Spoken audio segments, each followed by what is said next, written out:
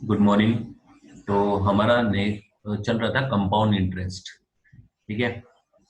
तो अगर हम कंपाउंड इंटरेस्ट के बारे में देख रहे थे तो कुछ जो उसका सेकंड पार्ट है उसी बारे में हम बात कर रहे हैं, compound interest.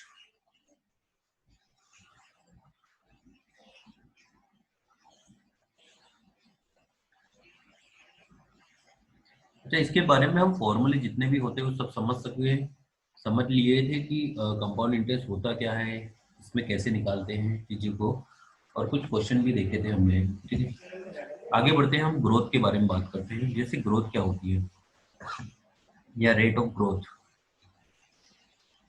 Rate of growth,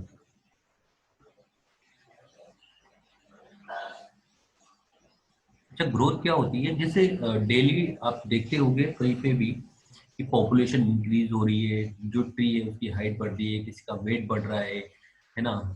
तो ये सब जो इंक्रीज हो रही, बैक्टीरिया इंक्रीज हो रहे हैं, तो ये जो पर टाइम पीरियड ऑफ टाइम होगा इनका, पीरियड ऑफ टाइम में जितना इंक्रीज होंगे, यानी कोई किसी पर्टिकुलर पीरियड ऑफ टाइम में जितना इंक्रीज होते हैं उसी को हम बोलते हैं रेट ऑफ ग्रोथ। तो आप ऐसे भी समझ सकते हो, growth per unit, growth per unit of time,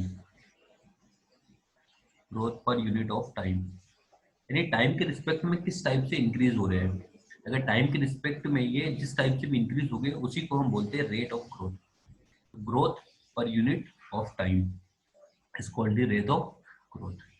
यानी अगर आपको बोला कि 2 घंटे में या 10 साल में जो पॉपुलेशन का इंक्रीमेंट हो रहा है, तो आपको दे रखा है कुछ ऐसे कि आज 100 करोड़ है, 10 साल के बाद 125 करोड़ हो जाएगी, तो ये 125 पर 10 ईयर, ये उसका ग्रोथ हो गया। ठीक है, ऐसे हम सोच रहे हैं 125 करोड़ पर 10 ईयर्स, तो ये रेट ऑफ ग्रोथ है। तो ये ग्रोथ वगैरह हम कैसे फाइंड करते हैं, सिर्फ पॉपुलेशन ग्रोथ की हम बात करते हैं या किसी भी टाइप की चीज की ग्रोथ की अगर हम बात करें, तो इसमें ग्रोथ कैसे होती है, सिर्फ पॉपुलेशन ग्रोथ के बारे में बात करते हैं। पॉपुलेशन ग्रोथ, ठीक है। P is the population at the beginning of certain year, है ना। हम मान लेते हैं P इज पॉपुलेशन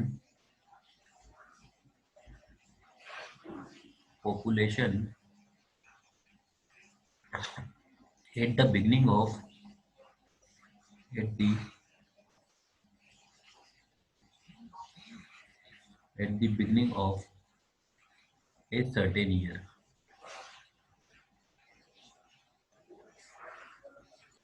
यानी जब हमारा ईयर स्टार्ट हो गया उस टाइम पर हमारी पॉपुलेशन थे P, है ना।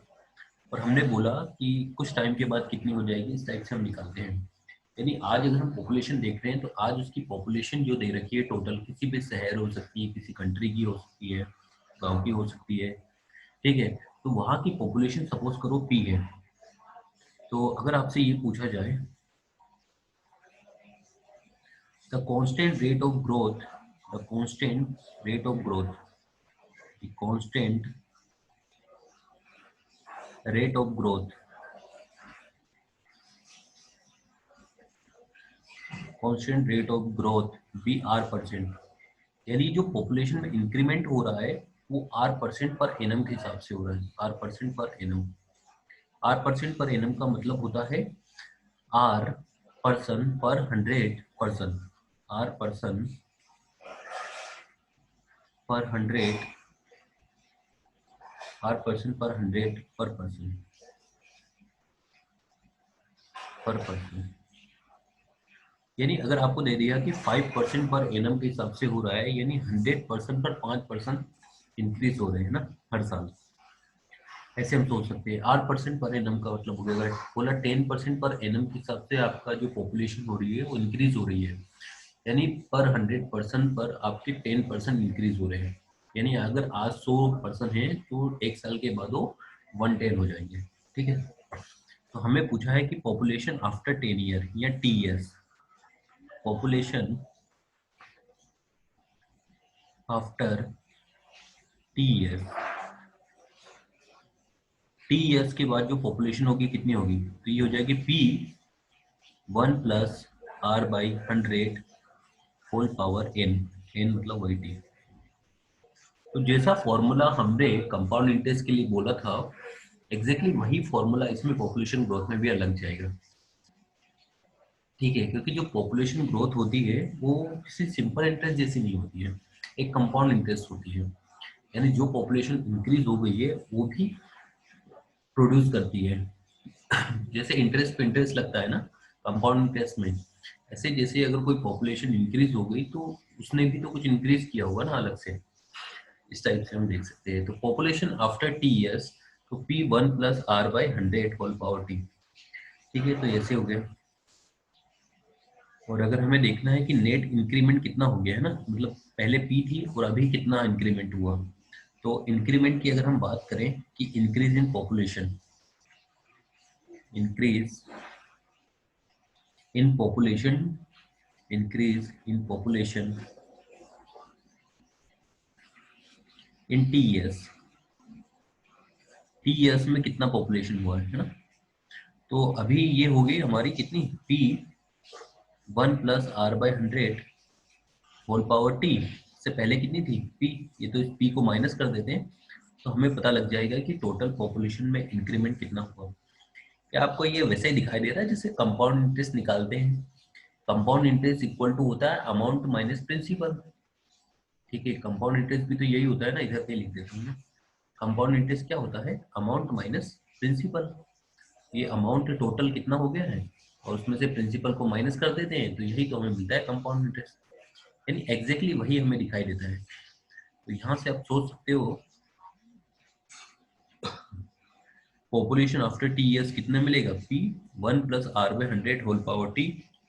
और कितना इंक्रीज हुआ है, तो इस टोटल में से पी को माइनस कर देते हैं तो हमें पता लग जाएगा कि टी ईयर्स में कितनी पॉपुलेशन में इंक्रीमेंट हुआ है। नेक्स्ट देखते हैं हम आगे। If the rate of growth r% per annum, if rate of growth r% per annum during first T1 years, यानी स्टार्टिंग के जो T1 ईयर्स थे, मान लो 3 साल है, उसके लिए r1% से इंक्रीज हो रही है। आगे एंड r2%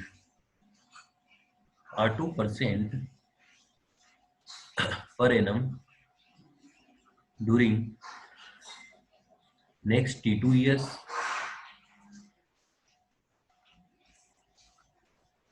देन पॉपुलेशन, मतलब ऐसे ही सोचना है, then population after T years, then population after, total year कितने हो गए T1 और T2, यानी total after T1 + T2 years. Total population हमें बतानी है आफ्टर T1 + T2 ईयर्स। तो हम बता सकते हैं पॉपुलेशन कितनी हो जाएगी। तो पहली पी थी हमारे पास, r1% से इंक्रीज हुई कितने टाइम के लिए, T1 टाइम के लिए।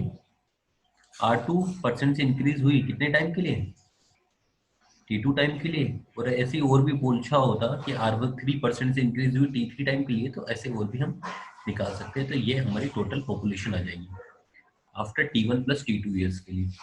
अगर हम बोलते हैं T1 + T2 + T3 + T4, ऐसे मान लो पहले स्टार्टिंग के 3 साल, फिर 5 साल, फिर 10 साल, 15 साल, इस टाइप के लिए पॉपुलेशन में कितना हो गया होगा लास्ट में। तो P 1 + r1/100, 1 + r2/100 whole power T2, इस टाइप से हम सोच सकते हैं। 1 + r3/100 होल पावर T3, इस टाइप से सोच सकते हैं। ठीक है, ये भी वैसे ही फॉर्मूला दिखाई दे रहा है जैसे कंपाउंड इंटरेस्ट में निकालते हैं ना।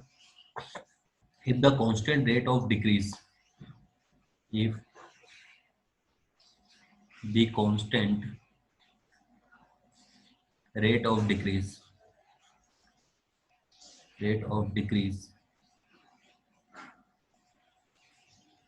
r% per annum, then population after t year,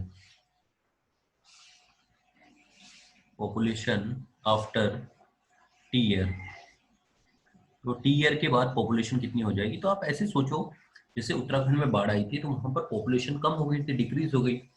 एक हमारा एक स्टेट है सिक्किम, वहाँ की पॉपुलेशन भी बहुत कम हो जाती है, नागालैंड में की पॉपुलेशन भी बहुत कम हो जाती है।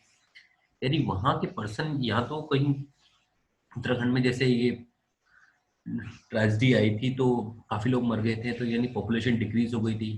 क्या क्या करते हैं कि एक स्टेट से दूसरे स्टेट में शिफ्ट हो जाते हैं, तो वहां से भी पॉपुलेशन डिक्रीज होती है उस पर्टिकुलर स्टेट की। तो अगर ये R% पर एनम के हिसाब से डिक्रीमेंट हो रहा है, तो यहाँ से हम कैसे निकाल सकते हैं कि टीएस के बाद जो पॉपुलेशन हो कितनी होगी। तो टीएस के बाद जो पॉपुलेशन होगी P1 - R/100 whole powers T, ये हो जाएगी होल पावर्स टी। तो टीएस, आफ्टर टीएस ये पॉपुलेशन हम लोग दिखाई देगी P1 - R/100 होल पावर्स। ठीक है, ऐसे सोच सकते हैं। कुछ क्वेश्चन करते हैं तो उसमें ज़्यादा क्लियर हो जाएगी चीज़ें।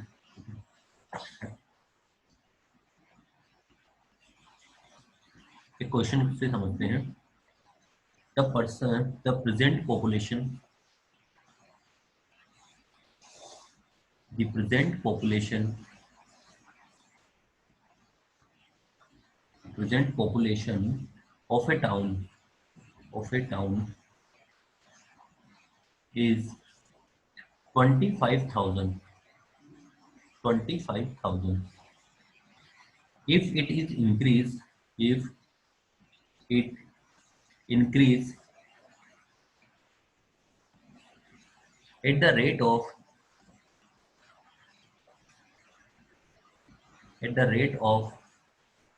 5% per annum, 5% per annum, what will be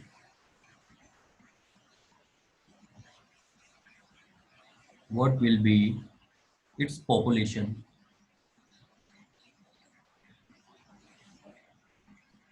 after 2 years?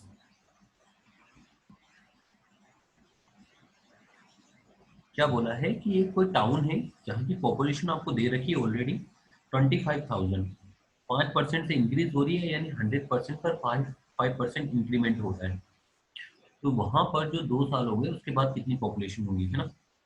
तो पॉपुलेशन आफ्टर 2 इयर्स कितनी हो जाएगी, पॉपुलेशन आफ्टर 2 इयर्स, यानी total pound 25,000 divide by 1 + R, कितने परसेंट से इंक्रीज होगी, 1 डिवाइड बाई 100 होल पावर 2। ये 2 मल्टीप्लाई कर लिया, 5 से कैंसिल आउट किया, 5 2 10, तो ये मिलेगा 25,000 इंटू 1 + 20, तो ये हो जाएगा 21/20 और इसका स्क्वायर। तो यहाँ से मिलेगा 25,000 21/20, तो 21/20 इंटू 21/20, 2 टाइम्स लिखा है इसको, एक जीरो दो जीरो, ये से 2 जीरो कैंसिल आउट हो गए। अगेन 2 से इसको कैंसिल आउट करोगे तो 125 मिल जाएगा। ठीक है, कैलकुलेशन करके सोल्व करेंगे तो ये मिल जाएगा हमको 27563, कितनी हो जाएगी 27,563। तो आफ्टर टू ईयर जो हमारी पॉपुलेशन दिखाई देगी वो कितनी मिलेगी आपको, population after 2 years, after 2 year 2 साल के बाद जो हमारी पॉपुलेशन हो जाएगी उस पर्टिकुलर टाउन की, ये हो जाएगी 27,563। ठीक है, अगर आप बता सकते हो कि कितना इंक्रीमेंट हुआ तो ये भी हम काउंट कर सकते हैं कितना इंक्रीमेंट हुआ, है ना। यानी पहले कितनी इंक्रीज हुई है पॉपुलेशन, तो पहले हमारे पास थी 27,563, ये थी अभी, और 25,000 पहले थी। इसमें से इसको माइनस कर दोगे तो 3652, यानी कितनी पॉपुलेशन इंक्रीज हो गई, 2,563, ये पॉपुलेशन आपकी इंक्रीज हो गई। ओके, आगे बढ़ते हैं। लिखा हुआ the bacteria in a cultural ground the bacteria in a culture grow by 10% in first 2 hours. तो बैक्टीरिया आपको दे रखे हैं, ये ग्रो करते हैं किस परसेंट से, 10% से इंक्रीज हो रहे हैं ना इन फर्स्ट 2 आवर्स जो स्टार्टिंग के 2 घंटे हैं उसमें 10% से इंक्रीज कर रहे हैं, यानी कोई पर्टिकुलर बैक्टीरिया होंगे हमारे पास 1 लाख बैक्टीरिया, वो 10% से इंक्रीज कर रहे हैं पहले 2 घंटे में, है ना। By 10% in the next 1 hours decrease, और क्या किया फिर बाद में डिक्रीज कर दिए, डिक्रीज कितने से डिक्रीज हो रहे हैं 10% in next 2 hours, in next 1 hours में जो अगला 1 घंटा है उसमें 10% से फिर से डिक्रीज भी हो गए, and and again increase by 5% in next 2 hours, and again increase by 5% in next 2 hours. ठीक है, तो if the original count of the bacteria in the sample is 40,000, यानी जो प्रेजेंट में थे हमारे पास स्टार्टिंग में वो 40,000 बैक्टीरिया थे हमारे पास, कितने थे 40,000 बैक्टीरिया थे। Find the bacteria count at the rate of 5 hours, at the end of 5 hours. तो at the end of 5 hours हमें बैक्टीरिया बताना है कि 5 घंटे के बाद कितने बैक्टीरिया हो गए होंगे। तो अगर आप देखोगे तो स्टार्टिंग के 2 घंटे में इंक्रीज हो रहे हैं, फिर उसके बाद जो 1 आवर्स हो रहा है उसमें 10% से डिक्रीज हो रहे हैं, अगेन 2 आवर्स में 5% से इंक्रीज हो रहे हैं। ठीक है, तो हम देख लेते हैं किस टाइप से ये देख होगा। तो अभी हमने इससे पहले एक फॉर्मूला देखा था अलग अलग टाइम के लिए जो इंक्रीमेंट होता है डिक्रीमेंट होता है वो कैसे होता है।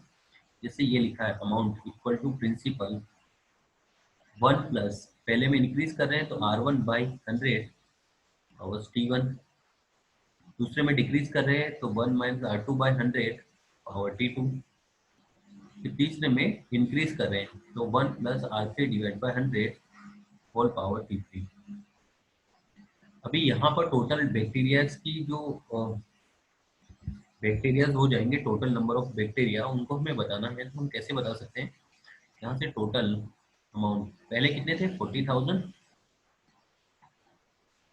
और ये हो गया 1 + R, कितने परसेंट से इंक्रीज हुआ 10% से, कितने टाइम में स्टार्टिंग के 2 आवर्स में।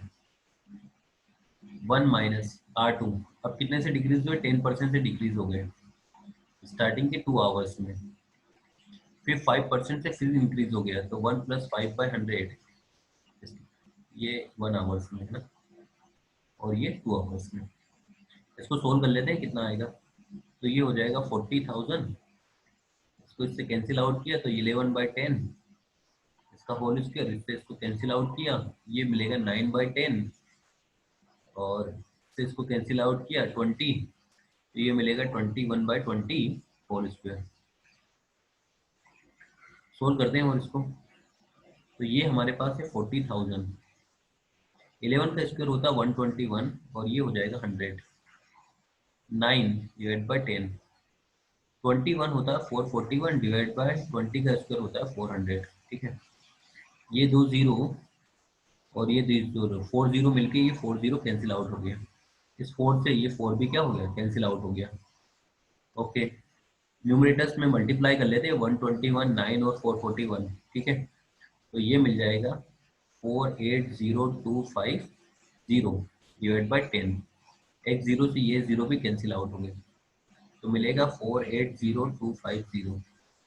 कितना मिला आपको 48,000, 480,250 हटा दो ना, कितना मिलेगा 48,025। ठीक है, 48,025 यानी 40,000 थे हमारे पास स्टार्टिंग में बैक्टीरिया, लेकिन स्टार्टिंग के 2 आवर्स में 10% से इंक्रीज हुए, फिर 10% से नेक्स्ट 1 आवर्स में डिक्रीज हो गए, और नेक्स्ट 2 आवर्स में फिर 5% से इंक्रीज हो गए। तो एक्चुअल में आज उनकी पॉपुलेशन कितनी हो गई 5 घंटे के बाद, अभी 5 आवर्स के बाद 48,025 ये पॉपुलेशन हो जाएगी या बैक्टीरिया की आफ्टर 5 आवर्स। ठीक है, और बैक्टीरिया बहुत तेजी से इंक्रीज होते हैं। आगे बढ़ते हैं। अभी ये तो हमने इंक्रीज देखा था, ग्रोथ देखी थी, नेक्स्ट देखते हैं हम डेप्रिशिएशन। बैक्टीरिया का इंक्रीमेंट डिक्रीमेंट इस टाइप की चीजें देख ली थी। यानी इंक्रीज होता है तो 1 प्लस आर बाई 100, और अगर डिक्रीज हो रहे हैं तो 1 माइनस आर बाई 100 लिख देना। नेक्स्ट देखते हैं डिप्रिशिएशन। डेप्रिशिएशन, अब ये डेप्रिशिएशन क्या होता है, जैसे आप कोई मशीन वगैरह यूज कर रहे हो, कोई भी चीज यूज कर रहे हो, तो उसमें टूट फूट होती है, वियर एंड टियर, तो उसकी कॉस्ट क्या होती है, धीरे धीरे डिक्रीज होती जाती है। जैसे आज आप कोई सामान लेके आ रहे हो 100 रुपीज का, और उसमें बोला है कि 10% से इसकी वैल्यू डिक्रीज होगी हर मंथ, एवरी मंथ, तो 2 मंथ के बाद कितनी डिक्रीज हो जाएगी। तो अगर आज 100 रुपीज की चीज है ना, कोई भी 100 रुपीज का कोई भी सामान आपने लिया, 10% से इसकी वैल्यू डिक्रीज हो रही है, तो 1 मंथ के बाद 90 हो जाएगी, है ना।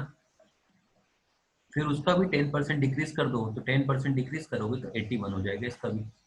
यानी हर मंथ 10% उसमें डिक्रीमेंट हो रहा है, यानी पहले इसका 10% कम कर दिया तो 90 हो गया, इसका भी 10% कम कर दिया तो ये 81 हो गया। तो यहाँ से जो डेप्रिशिएशन हो गया 2 मंथ के बाद, आज उसकी कॉस्ट, उसकी वैल्यू कितनी हो जाएगी, 81 हो जाएगी। तो यही होता है डेप्रिशिएशन। तो रेट ऑफ डेप्रिशिएशन के बारे में हम देख लेते हैं, रेट ऑफ डेप्रिशिएशन कितना होगा। रेट ऑफ डेप्रिशिएशन, तो depreciation per unit, depreciation per unit time, depreciation per unit time, है ना, इसी को बोलते हैं डेप्रिशिएशन। तो इसकी वैल्यू कैसे निकालते हैं, इसकी चीजें देखते हैं। अब देखिए first, if the constant rate of depreciation are percent per annum, if the constant rate of depreciation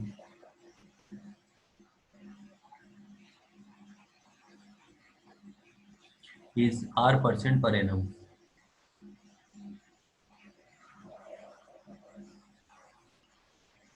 then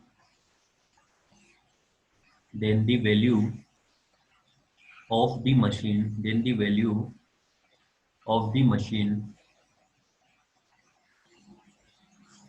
after T years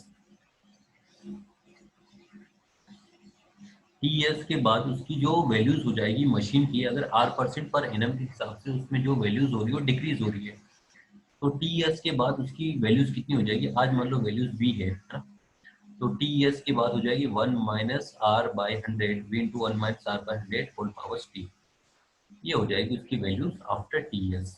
ठीक है, तो ये वैसे ही हो जाएगा जैसे अभी हमने पॉपुलेशन वगैरह के लिए निकाला था, उसी टाइप से हम सोच सकते हैं। दूसरा अगर देखा हमने, the rate of depreciation R1% for first year, जो रेट ऑफ डेप्रिसिएशन आपको दे रखा है, rate of depreciation R1% for first T1 year, ठीक है, R2% for next T2 year, and so on, ऐसे ही चलता जा रहा है, एंड सो ऑन। ठीक है, then the value, then the value of machine at the end of, at the end of T1 plus T2 plus T3 plus T4 plus Z जितने भी साल के लिए उसने बात की है, उतने ईयर्स के बाद हम ईयर्स, इसके बाद हमारी मशीन की वैल्यू कितनी हो जाएगी। तो मशीन की वैल्यू आज अगर मान लो V है, तो 1 साल के बाद T1 ईयर्स के बाद R1 divide by 100 powers T1, फिर कितनी हो जाएगी 1 minus R2 divide by 100 whole power T2, R3 time के बाद 1 minus R3 divide by 100 whole power T3, और ऐसे चलता जाएगा। ओके, ऐसे हम सोच सकते हैं कितना हो जाएगा 1 minus R1 divide by 100 whole power T1, 1 minus R2 divide by 100 power T2, 1 minus R3 divide by 100 power T3, 1 minus R4 divide by 100 power, और ऐसे हम सोच के हम लिखते चले जाएंगे इसमें। ठीक है, क्वेश्चन करते हैं। नहीं, ऐसे वैल्यू डिक्रीज होगी हर साल। अगर मान लो पहले साल स्टार्टिंग के 3 साल में 10% से डिक्रीज हो रही है, अब वैल्यू और खराब हो गई। ठीक है, नेक्स्ट 2 ईयर्स में उसकी वैल्यू 20% से डिक्रीज हो रही है, उसकी जो भी वैल्यू बची है अभी। फिर नेक्स्ट 30 ईयर्स में, ये 3 ईयर्स में उसकी वैल्यू 30% से डिक्रीज हो रही है। तो इस टाइप से हम देखेंगे, ऐसा तो नहीं होगा कि आज 10% से डिक्रीज होगी 2 साल भी 10% से डिक्रीज होगी, 2 साल बाद उसकी हालत और ज्यादा खराब हो जाएगी, यानी उसकी वैल्यू और ज्यादा तेजी से गिरेगी। ठीक है, देखते हैं क्वेश्चन से। The present cost of a new car, है ना, the present cost of a new car, present cost of a new car is rupees 2,30,000। कितनी है प्रेजेंट कॉस्ट एक कार की?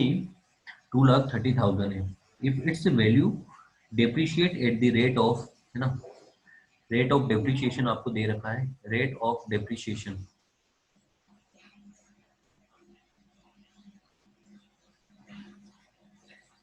ऑफ 20% पर एनम, है ना, रेट ऑफ डेप्रिशिएशन आपको दे रखा है 20% पर एनम।